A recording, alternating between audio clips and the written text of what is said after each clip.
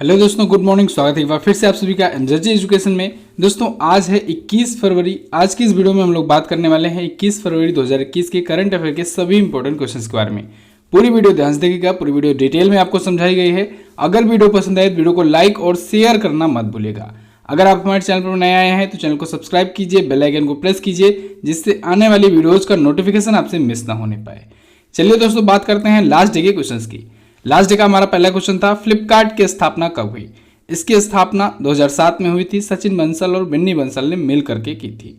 निम्न में से कौन सी पनडुब्बी एमडीएल द्वारा नौसेना को सौंपी गई स्कॉर्पियन पनडुब्बी नहीं है?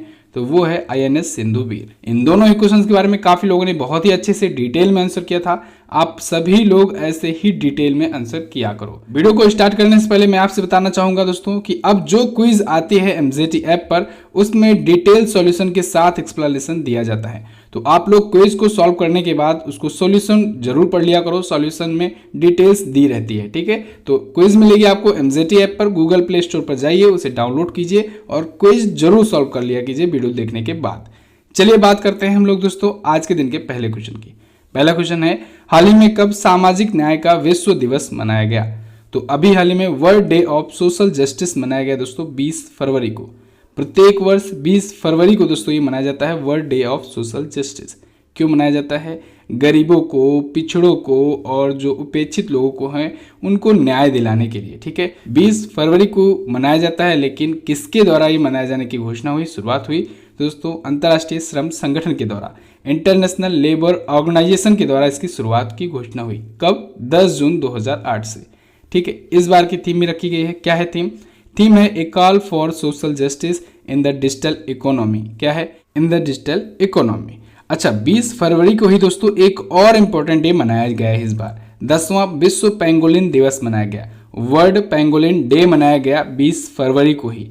ये 20 फरवरी को इस बार मनाया गया, तो कोई ज़रूरी नहीं है हर बार ये 20 फरवरी को ही मनाया जाए, क्योंकि ये प्रत्येक वर्ष फरवरी महीने के तीसरे सैटरडे को मनाया जाता है, तीसरे शनिवार को मनाया जाता है, ठीक है।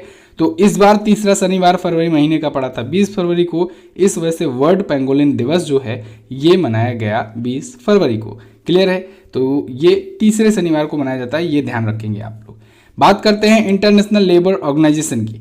इसकी स्थापना हुई थी 1919 में। मुख्यालय है जिनेवा में। महानिदेशक हैं गाय राइडर, ठीक है। अच्छा दोस्तों, वर्ल्ड लेबर डे या इंटरनेशनल लेबर डे या वर्कर डे या अंतर्राष्ट्रीय श्रमिक दिवस कब मनाया जाता है? तो ये मनाया जाता है 1 मई को। ध्यान रखिएगा, अंतर्राष्ट्रीय श्रमिक दिवस 1 मई को मनाया जाता है। क्लियर है? वो भी आईएलओ के द्वारा ही मनाया जाता है।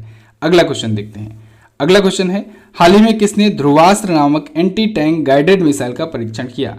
तो अभी हाल ही में डीआरडीओ ने, defence research and development organisation ने दोस्तों ध्रुवास्त्र नाम का एंटी टैंक मिसाइल का परीक्षण किया है। कहां पर? पोखरण रेंज से। पोखरण रेंज, पोखरण दोस्तों राजस्थान में है। तो राजस्थान के पोखरण रेंज में ध्रुवास्त्र नाम की एंटी टैंक मिसाइल का परीक्षण किया गया है। देखिए, ये जो एंटी टैंक मिसाइल है दोस्तों, ये दागो और भूल जाओ कॉन्सेप्ट पर आधारित है, यानी फायर एंड फॉरगेट पर, वैसे ही जैसे नाग मिसाइल हुआ करती थी, ठीक है। तो इसका पूरा नाम है ध्रुवास्त्र एंटी टैंक मिसाइल, या फिर इसे कहा जा रहा है Dhruvastra Helena anti tank missile. Helena क्यों कहा जा रहा है? क्योंकि ये दोस्तों हेलीकॉप्टर्स पर फिट करके लॉन्च की जाएगी अटैक करने के लिए, ठीक है। तो किस हेलीकॉप्टर पर यूज होगी? HAL रुद्रा और HAL लाइट कॉम्बैक्ट हेलीकॉप्टर्स में। इसकी स्पीड की बात करें तो दोस्तों 230 मीटर पर सेकेंड है, या तो 828 किलोमीटर पर हावर है, ठीक है। किलोमीटर पर हावर में बात करेंगे तो 828 किलोमीटर पर हावर की स्पीड है, या फिर मीटर पर सेकंड में अगर बात करेंगे तो 230 मीटर पर सेकंड की इसकी स्पीड है। ध्रुवास्त्र नाम क्यों पड़ा? क्योंकि ये ध्रुव हेलीकॉप्टर्स में फिट किया जाएगा। तो ध्यान रखिएगा, हेलेना नाम इसलिए है, इसको Helena anti tank guided missile इस प्रकार की मिसाइल को इसलिए कहते हैं क्योंकि ये हेलीकॉप्टर्स में फिट किया जाता है। अब हेलीकॉप्टर्स में ये ध्रुव हेलीकॉप्टर में फिट किया जा रहा है, इस वजह से इसका नाम है ध्रुवास्त्र। क्लियर है? और जैसा कि मैंने आपको बताया कि ये फायर एंड फॉरगेट कॉन्सेप्ट पर है, जैसा कि नाग मिसाइल हुआ करता था, इसे हम लोग नाग मिसाइल का ही एडवांस वर्जन कह सकते हैं। तो हेलेना एंटी टैंक मिसाइल का ये एडवांस वर्जन है ध्रुवास्त्र, जो अभी हाल ही में पोखरण रेंज में इसका परीक्षण किया गया है डीआरडीओ के द्वारा। डीआरडीओ यानी defence research and development organisation. स्थापना हुई 1958 को। हेडक्वार्टर है नई दिल्ली में और अध्यक्ष हैं जी सतीश रेड्डी जी। क्लियर है? चलिए अगला क्वेश्चन देखते हैं। अगला क्वेश्चन है, संयुक्त राष्ट्र मानवाधिकार परिषद की सलाहकार समिति के पहले भारतीय अध्यक्ष कौन बने? तो इसके पहले भारतीय अध्यक्ष बन गए हैं अजय मल्होत्रा जी।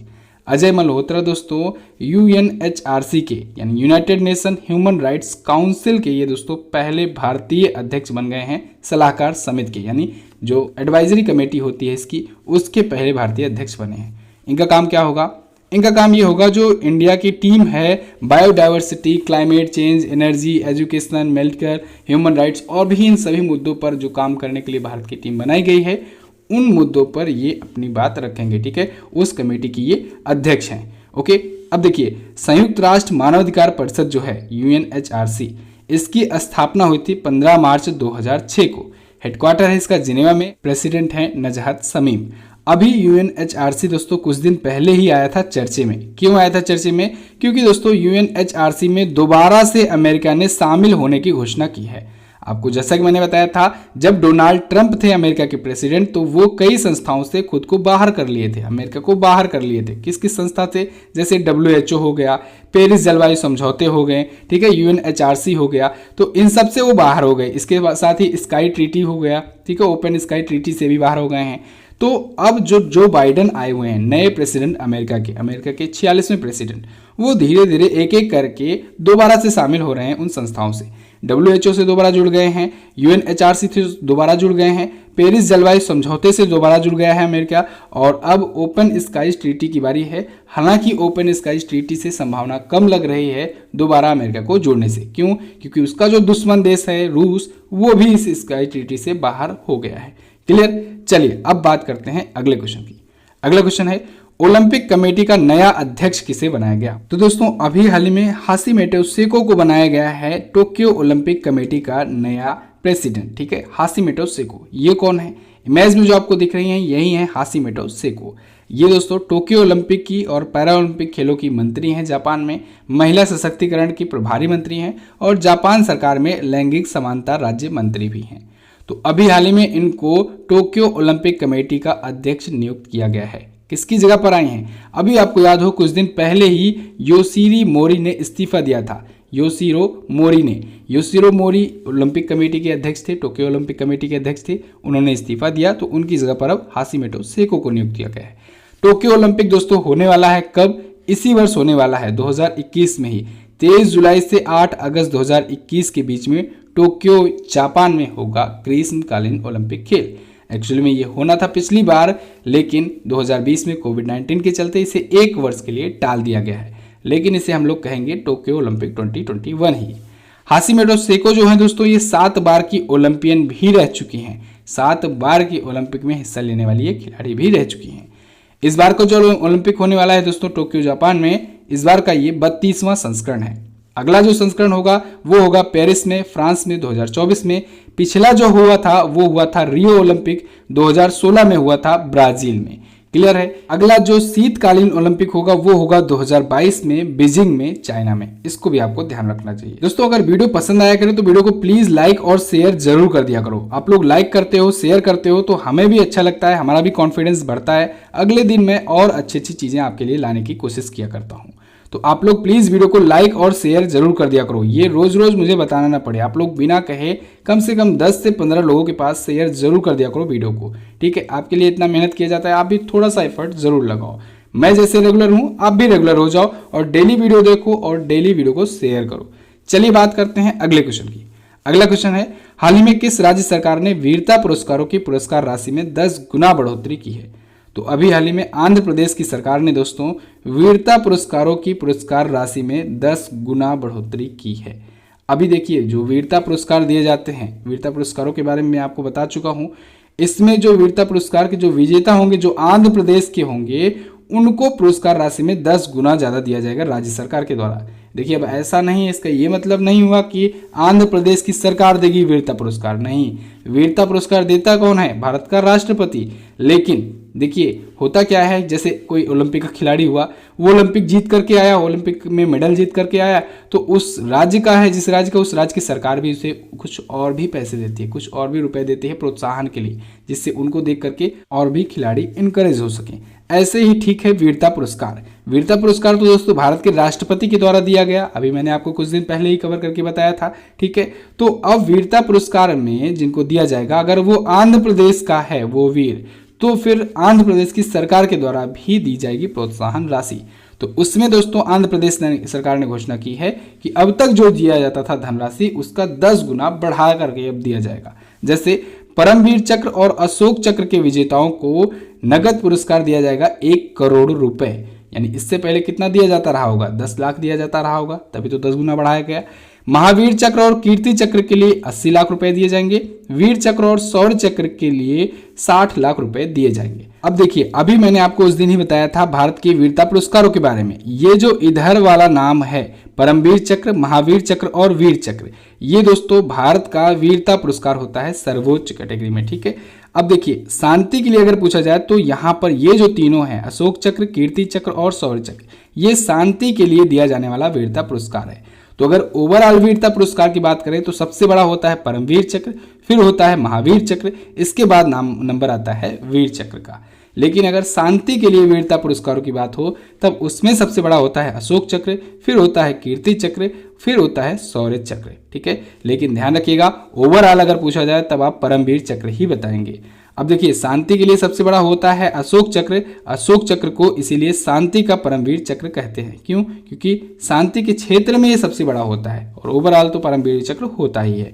अभी दोस्तों कर्नल संतोष बाबू को महावीर चक्र से सम्मानित किया गया है। राष्ट्रपति भवन में राष्ट्रपति रामनाथ कोविंद जी द्वारा इनको दिए जाने की घोषणा हुई है। क्लियर? बिल्कुल। चलिए अगला देखते हैं। अगला क्वेश्चन है, प्रधानमंत्री नरेंद्र मोदी ने कहां पर महाबाहु ब्रह्मपुत्र पहल शुरू किया? तो अभी हाल ही में प्रधानमंत्री नरेंद्र मोदी जी ने दोस्तों महाबाहु ब्रह्मपुत्र पहल की शुरुआत की है। कहां पर? असम में की है। अब देखिए, असम में इन्होंने माजुली ब्रिज के निर्माण के लिए भूमि पूजन भी किया है, साथ ही साथ धुबरी फूलबारी पुल की आधारशिला भी रखी है। और अभी आपको याद हो, कुछ दिन पहले ही प्रधानमंत्री नरेंद्र मोदी जी ने असोम माला परियोजना का शुभारंभ किया था, ठीक है। किसका? असोम माला परियोजना का शुभारंभ किया था। अच्छा, माजुली ब्रिज के निर्माण से दोस्तों आपको माजुली वर्ड मिल रहा है। माजुली वर्ड के बारे में आपको कई बार बताया है कि माजुली नदी द्वीप जो है ये दुनिया का सबसे बड़ा नदी द्वीप है। यानी नदियों पर बनने वाले द्वीप की अगर बात करें तो माजुली नदी द्वीप जो बनता है ये दुनिया का सबसे बड़ा नदी द्वीप बनता है। ब्रह्मपुत्र नदी पर ये बना है। ब्रह्मपुत्र नदी एक्चुअली में जब आती है असम में तो ये 8 किलोमीटर चौड़ी हो जाती है। कितना? 8 किलोमीटर चौड़ी हो जाती है। इसी वजह से भारत की सबसे चौड़ी नदी है ब्रह्मपुत्र नदी। तो ये असम में 8 किलोमीटर चौड़ी हो जाती है और यहाँ पर नदी पर द्वीप बन जाता है।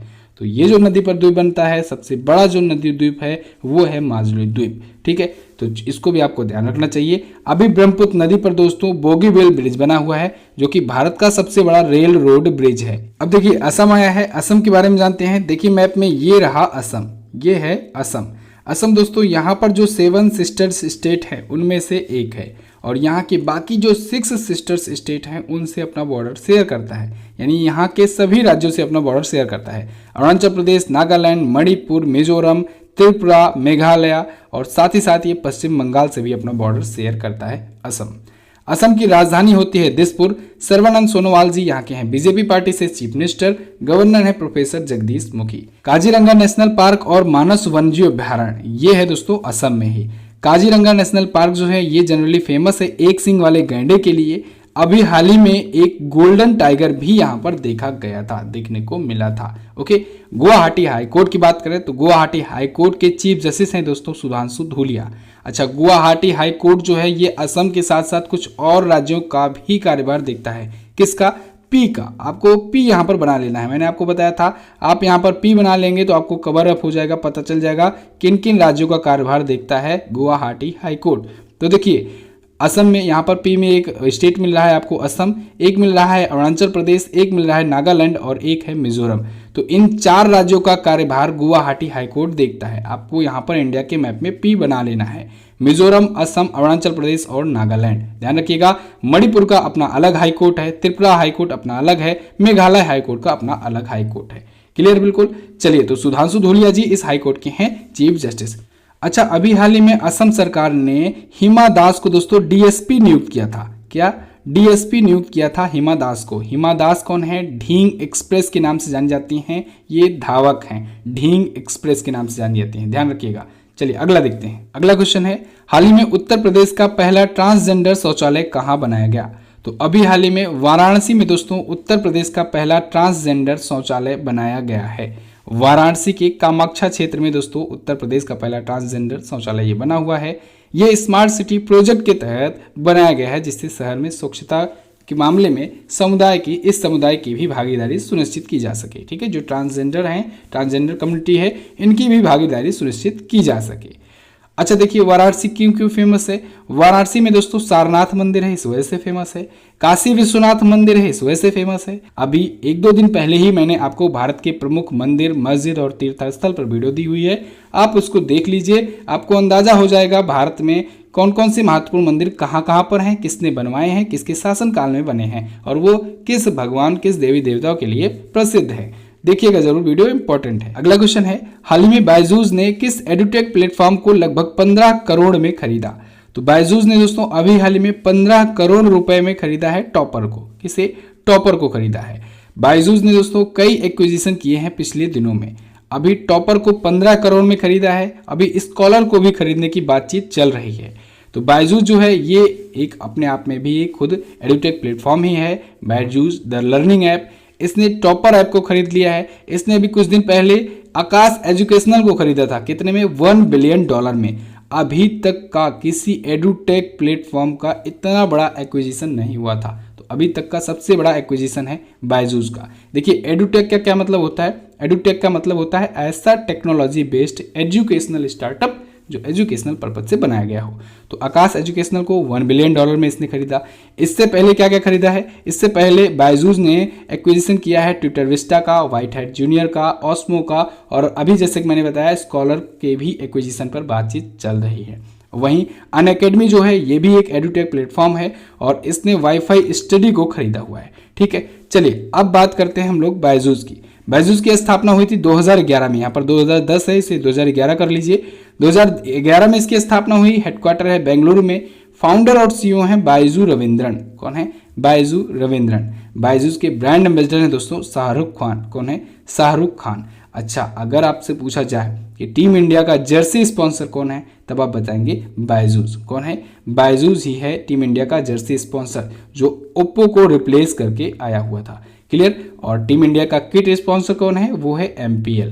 दोनों याद रखिएगा। अगला क्वेश्चन है, 82वीं राष्ट्रीय टेबल टेनिस चैंपियनशिप में महिला एकल का खिताब किसने जीता? तो अभी हाल ही में 82वीं senior national table tennis championship में विमेन्स सिंगल का खिताब जीता है दोस्तों मनिका बत्रा ने। किसने?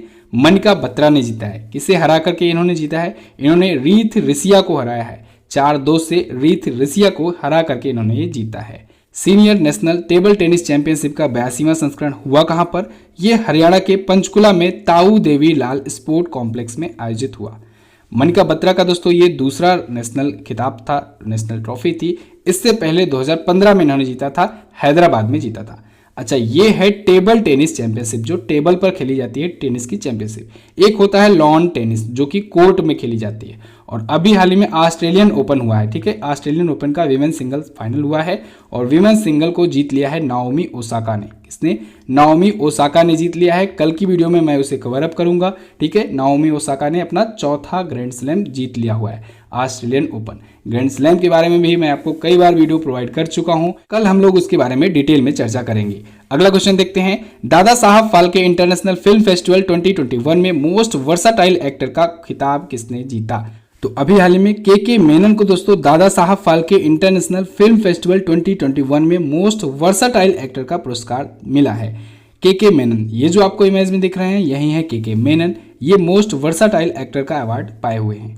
दादा साहब फाल्के दोस्तों ये भारत में फिल्म जगत के जनक माने जाते हैं। इन्हीं के सम्मान में दिया जाता है ये award. Dada Saheb Phalke international film festival 2021 भी इन्हीं के सम्मान में आयोजित किया गया। अच्छा, दादा साहब फाल्के अवार्ड अलग होता है, Dada Saheb Phalke international film festival award अलग होता है। दादा साहब फाल्के अवार्ड जो होता है ये फिल्म के जगत का इंडिया का सबसे बड़ा अवार्ड होता है। दादा साहब फाल्के अवार्ड लास्ट बार जो मिला है 2019 में, वो मिला है अमिताभ बच्चन जी को। ठीक है, 50वां इसका संस्करण मिला अमिताभ बच्चन जी को, दादा साहब फाल्के अवार्ड। ठीक है, याद रखिएगा, अगर इंडिया में बात की जाए फिल्म की जगत का सबसे बड़ा अवार्ड, तब आप बताएंगे दादा साहब फाल्के अवार्ड। अगर दुनिया में सबसे बड़ा फिल्म की जगत का अवार्ड पूछा जाए तब आप बताएंगे ऑस्कर अवार्ड। क्या? ऑस्कर अवार्ड या एकेडमिक अवार्ड। अभी हाल ही में जल्लीकट्टू को दोस्तों, जल्लीकट्टू को इंडिया की तरफ से ऑफिशियल एंट्री के रूप में भेजा गया है ऑस्कर के लिए। क्लियर? चलिए अगला क्वेश्चन देख लेते हैं। ऑल इंडिया रेडियो न्यूज के प्रमुख के महानिदेशक कौन बने? तो ऑल इंडिया रेडियो न्यूज यानी AIR न्यूज के प्रमुख महानिदेशक दोस्तों बन गए हैं NV रेड्डी। कौन? NV रेड्डी। NV रेड्डी किसकी जगह पर आए हैं? ये आए हैं जयदीप भटनागर की जगह पर। इससे पहले दोस्तों ये bureau of outreach and communication के अध्यक्ष थे। अब देखिए ऑल इंडिया रेडियो आया है, इसके बारे में जानिए। ऑल इंडिया रेडियो की स्थापना हुई थी दोस्तों 1936 में। कब? 1936 में AIR की स्थापना हुई थी। AIR का ऑनर जो है वो है प्रसार भारती। ध्यान रखिएगा, प्रसार भारती जो है वो AIR का ऑनर है और प्रसार भारती की स्थापना हुई थी 1997 में। ठीक है, नई दिल्ली में प्रसार भारती का हेडक्वार्टर है। अध्यक्ष हैं A Surya Prakash ji. All India Radio को हम लोग आकाशवाणी के नाम से भी जानते हैं। किस नाम से? आकाशवाणी के नाम से। क्लियर? तो बस दोस्तों ये तो थी हमारी आज के दिन के करंट अफेयर की डिटेल वीडियो। आई होप आपको वीडियो पसंद आई होगी। वीडियो अगर पसंद आई है वीडियो को कर दीजिए लाइक और शेयर कर दीजिए अपने दोस्तों के साथ। आज दोस्तों राजस्थान जीके की ई बुक आ रही है, तो अब राजस्थान जीके भी हमारे स्टेट करंट अफेयर की जीके वाली लिस्ट में शामिल हो चुका है। अब आप 4 स्टेट की ई बुक ले सकते हैं हमारे एप्लीकेशन से। कौन कौन सी? अगर आप यूपी जीके की चाहते हैं यूपी जीके की ले सकते हैं, बिहार जीके, मध्य प्रदेश जीके और अब राजस्थान जीके की भी ई बुक ले सकते हैं। तो अगर आप इन चारों राज्यों में से किसी राज्य की राज्य स्पेशल एग्जाम यानी स्टेट स्पेशल एग्जाम्स की तैयारी कर रहे हैं तो ये सभी ई बुक्स आपके लिए बहुत ज़्यादा हेल्पफुल होंगी। चलिए बात करते हैं दोस्तों क्वेश्चन ऑफ द डे की। आज का पहला क्वेश्चन है आपके लिए, निम्न में से किसे व्हाइट पैगोडा के नाम से जाना जाता है? अगला क्वेश्चन है, किस अनुच्छेद के तहत राष्ट्रपति को फांसी की सजा माफ करने का अधिकार है? दोनों क्वेश्चन बहुत ही इंपॉर्टेंट है, इसके बारे में आप डिटेल में एक्सप्लेन कर सकते हो। MJT ऐप दोस्तों आप लोग डाउनलोड कर लो, उस पर आपको क्विज जो मिलेगी वो डिटेल सॉल्यूशन के साथ मिल रही है आजकल। तो आप लोग अब डिटेल सॉल्यूशन के साथ क्विज सॉल्व कर सकते हो, यानी क्विज सॉल्व करने के बाद सॉल्यूशन में आपको एक्सप्लेनेशन भी दिया जाएगा। इसके साथ ही आप MJT एजुकेशन नाम के टेलीग्राम चैनल को भी ज्वाइन कर सकते हो, जुड़ सकते हो, वहां पर भी आपको PDF वगैरह प्रोवाइड की जाती हैं। तो टेलीग्राम चैनल को भी ज्वाइन कर लीजिए। वीडियो इन तक देखने के लिए बहुत बहुत धन्यवाद। मिलते हैं आपसे अगली वीडियो में, तब तक के लिए नमस्कार, जय हिंद, वंदे मातरम।